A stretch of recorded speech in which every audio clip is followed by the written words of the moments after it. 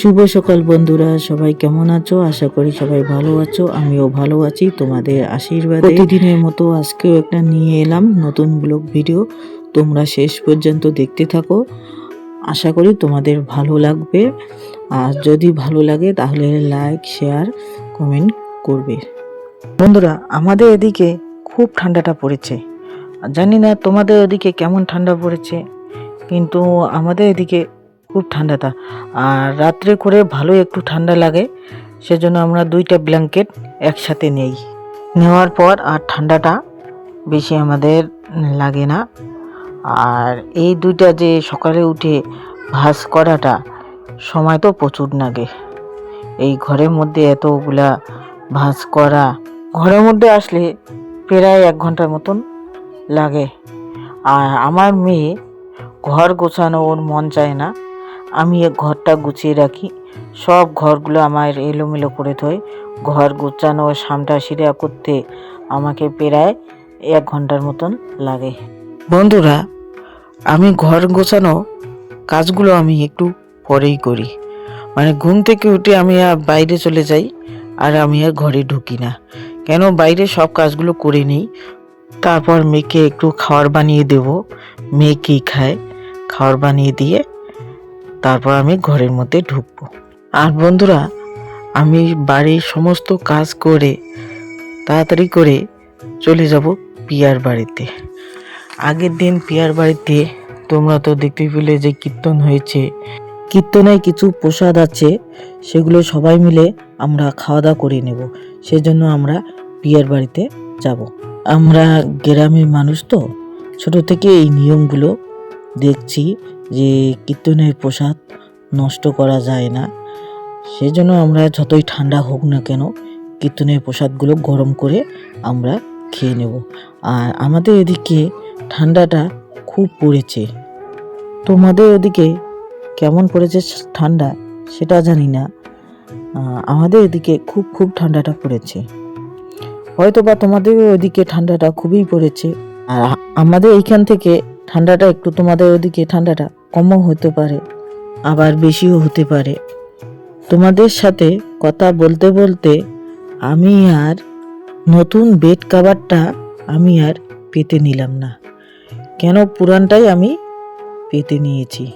কেননা কয়দিন থেকে আমাদের এদিকে রোদ্রু উঠে না, খুবই ঠান্ডা পড়েছে, রোদ্রু উঠে না। তাই এগুলো আমার বেশি পুরানো হয়নি, ওই হয়েছে 3 দিনের মতো। এইটা আমি একটু ঝেড়ে এটাই আমি পেতে নিলাম। 10-12 দিন থেকে আমাদের এদিকে রোদ্রু উঠছে না, এত ঠান্ডা পড়েছে। আর মেয়ের জামা কাপড় 4-5 দিন হয়ে গেছে ধোয়ার, ওগুলোই শুকাচ্ছে না। চলে এলাম পিয়ার বাড়িতে।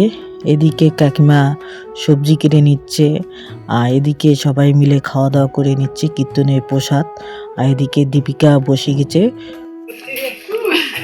যেমন হাই বেঞ্চি বসাইস না তো, ওখানে বসে খাবো কেমন লাগে? তোর মা বলে হাই বেঞ্চটা নিস না তো। তো এখন দেখো নিচে বসে আরাম করে আগুন তাপাতে তাপাতে খাবে। ওই দেখো কেমন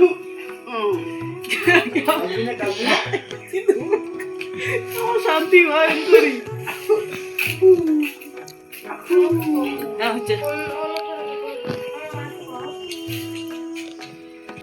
পিয়াদের বাড়িতে খাওয়া দাওয়া করে এসে এবার চলে এলাম বনিদের রসুন খেতে। এখানে খুব শাক হয়েছে, আর সেই জন্য আমরা অল্প অল্প করে সব শাকে একটু তুলে নিব রান্না করার জন্য। ওই সময়ে পিয়া আমাকে ফোন করে বলল যে দুপুর কারো খাওয়া দাওয়া ওইখানে নিমন্ত্রণ। তাই চলে এলাম, শাকগুলো নিয়ে এখানে চলে এলাম। শাকগুলো এখানেই রান্না হয়ে যাবে। আর এসে একটু তরকারি কুটে দিচ্ছি, যে এখানে খাওয়া দাওয়া হবে এতগুলো লোক, একটু সবজি কেটে দিচ্ছি, তে তাড়াতাড়ি হয়ে যাবে। আর ঠান্ডাটা প্রচুর। আর চলে এলাম, আমরা সবজি কিনে নেব। আমাদের এদিকে এত ঠান্ডা পড়েছে বলার মতো না। সারা দিনেই মানুষ আগুন তাপাচ্ছে। পিয়ার বাড়িতেই দেখো সারা দিনে আগুন তাপাচ্ছে। আর বৃষ্টির মতো করে কুয়াশা পড়তেছে। গ্রামের বাড়িতে এটাই ভালো লাগে যে ঠান্ডা পড়তেই আর সবারে বাড়িতে বাড়িতে করে ভিড়া ধরে দেয় এই আগুন তাপানোর জন্য। কেউ খড়ি দিয়ে আগুন তাপায়, আর কেউ ওই যে খ্যার জাকন পাতারি এগুলো দিয়ে ধরিয়ে দিয়ে আগুন তাপায়। সবারে বাড়িতে বাড়িতে এইভাবে ঠান্ডার দিনে ভিড়া ধরানো আছে, সবাই এইভাবে বসে আগুন তাপায়। পিয়ার বাড়িতে থেকে চলে এসে স্নান করে চলে গেলাম আমি রান্না করতে। এখানে আমি ভাত বসিয়ে দেব। দীপিকা আমার আগে শাক রান্না করেছে, আর কাকিমা রান্না করেছে একটা ঘন্ট না চচ্চড়ি রান্না করেছে কাকিমা, আর আমি এদিকে ভাত বসিয়ে দেব। একবার ভাত রান্না করা হয়েছে, আবারও আমি বসিয়ে দিলাম। ছোট হাঁড়ি আর মানুষ অনেক, সেজন্য আবারও আমি বসিয়ে দিলাম ভাত। ভাত রান্না করে তারপর বসিয়ে দেব মাংস রান্না। এগুলো রান্না করলে শেষ হয়ে যাবে। আর আমি এদিকে গ্যাসটা না নিভিয়ে আমি সাইডে ভাতের মাঠটা ছেঁকে নিচ্ছি। আর এখানে আছে কেনা চাল। কেনা চালগুলো একটু সিদ্ধ হতে সময় লাগে, আর ঘরের চালগুলো আমরা যে ঘরের চালগুলো খাই এগুলো তাড়াতাড়ি সিদ্ধ হয়ে যায়, মানে খুবই তাড়াতাড়ি সিদ্ধ হয়ে যায় আমরা যে ঘরের চালটা খাই। আর কেনা চালগুলো সিদ্ধ হতে একটু খুবই সময় লাগে। আমরা এখন ঘরের চালের যে ভাতটা ওইটাই আমরা খাই, আর কেনা চালটা আমরা আর আনি না। মানে এই 1-2 বছর থেকে আমরা কেনা চাল আর আনি না, ঘরের যে চালটা আছে ওগুলো দিয়ে। আর ঘরের চালগুলো সিদ্ধ হয় তাড়াতাড়ি, আর কেনা চালটা একটু সিদ্ধ হতে সময় লাগে। আমাদের কোনো জমি জায়গা নেই, আমরা কিছু কিছু করে টাকা জমিয়ে আমরা জমি বন্ধক নিয়েছি, সেটাই আমরা একটু আবাদ করি। সেই চালটাই আমরা 12 মাস আমরা খাই, কেনা চালটা আমরা আনি না। আমরা ঘরের চালের ভাত খেতে খেতে আমাদের অভ্যাস হয়ে গেছে এখন, আর কেনা চালের ভাতটা আমাদের ভালো লাগে না। আর ঘরের চালের ভাতটা একটু স্বাদও আছে, আর কেনা চালের ভাতটা একটু ভালো লাগে না, কেন না আমার মেয়ে ভালো লাগে না। খাওয়ার একটা অভ্যাস হয়ে গেছে, ঘরের চালের একটা অভ্যাস পরিণত হয়ে যায়, সে মতন আমার মেয়েও। আর হঠাৎ করে একটা নতুন চাল খাওয়া একটাও খারাপ লাগে। আর বাচ্চা মানুষ এগুলো তো অত বুঝে না, শুধু মেয়ে আমার বলে মা ভাতটা ভালো লাগে না, এই মতন করে বলে।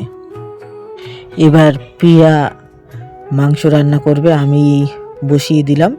এবার পিয়া রান্না করবে। আমি এবার একটু বাড়িতে চলে যাব, বাড়িতে একটু আমার কাজ আছে, সেই জন্য আমি বাড়িতে চলে যাব।